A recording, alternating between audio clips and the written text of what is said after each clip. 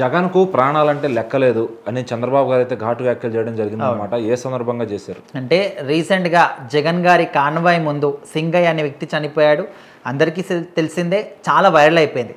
So అక్కడ జగన్ గారి ఆయన ఏదైతే కారులో ఉన్నాడో ఆ కార్ కిందనే ఆయన పడి చనిపోయినట్టు క్లియర్గా మనకు వీడియోస్ ఆధారాలు సాక్ష్యాలు కనిపిస్తున్నాయి.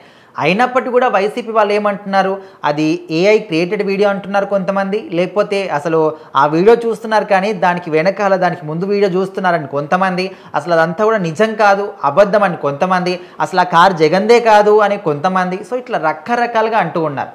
అయినప్పటికీ కూడా ఇప్పుడు ఫోరెన్సిక్ ల్యాబ్ ఇచ్చినటువంటి సాక్ష్యాలు ఏ విధంగా ఉన్నాయంటే, ఇప్పుడు వాళ్ళు కొన్ని వీడియోస్ చూశారు, పోలీసులు తీసిన వీడియోస్ కావచ్చు, అక్కడ ఆ వీడియోస్ కావచ్చు, డ్రోన్ కెమెరాలో షూట్ చేసిన వీడియోస్ కావచ్చు, ఇవన్నీ కూడా ఫోరెన్సిక్ ల్యాబ్కి పంపించారు. సో ఫోరెన్సిక్ ల్యాబ్ అన్నిటినీ కూడా పరిశీలించిన తర్వాత వాళ్ళు ఏం చెప్పారంటే, అది ఏ ఎడిటెడ్ వీడియో కానీ ఏఐ క్రియేటెడ్ వీడియో కానీ ఏది కూడా కాదు, ఒరిజినల్ వీడియోనే ఖచ్చితంగా జగన్ గారి కారు కింద పడే ఆయన చనిపోయాడు అని క్లియర్గా ఫోరెన్సిక్ ల్యాబ్లో రిపోర్ట్ ప్రకారం అయితే చెప్పారు.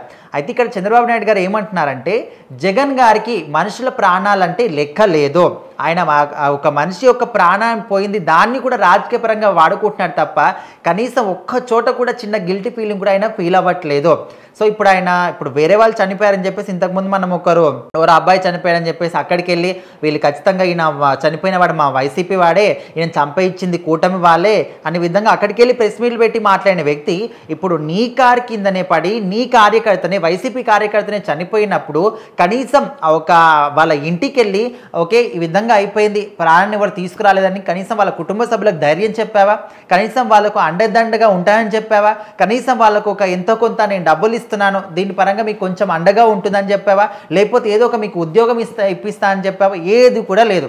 ఇంకా దాన్ని కూడా రాజకీయ పరంగా వాడుకుంటూ ఇంకా ఇదంతా కూడా మా మీద కావాలని చేస్తున్నారు, కావాలని మా మీద రుదుతున్నారని చెప్పేసి ఆ వ్యక్తి ఆయన పార్టీ యొక్క చనిపోయిన వ్యక్తి గురించి ఆయన పట్టించుకోవట్లేదంటే మరి ఆయనకు ప్రాణాల మీద ఎంత గొప్ప ఇంట్రెస్ట్ ఉందో మరి అర్థం చేసుకోవచ్చు. అంటే వేరే వాళ్ళు ఎవరో చనిపోయినప్పుడు అక్కడికి వెళ్ళి వాళ్ళే చేయించారని చెప్పేసి కూటమి ప్రభుత్వం మీద బురద చల్లడానికి ప్రయత్నం చేసిన నువ్వు మరి నీ పార్టీ సభ్యులే చనిపోయినప్పుడు ఎందుకు చేయట్లేదు, కుటుంబానికి ఎందుకు అండగా నిలవట్లేదు, ఎందుకు ప్రెస్ మీట్లు పెట్టట్లేదు అనే విధంగా చంద్రబాబు నాయుడు గారు అడుగుతున్నారు. సో మొత్తానికైతే చంద్రబాబు నాయుడు గారు చెప్తుంది ఏంటంటే, జగన్మోహన్ రెడ్డి గత ప్రభుత్వ పరిపాలనలో ఆయన ఏం చేశాడు, ఈ 5 ఏళ్ల పాలనలో 30 ఏళ్ళు వెనక్కి తీసుకెళ్లాడు, ఆర్థిక వ్యవస్థని మొత్తం కూడా అతలాకుతలం చేసేసాడు. సో ఆయన చేసిన ఏ ఒక్క పనికి కూడా మనకు ఒక క్లారిటీ అనేది లేదు.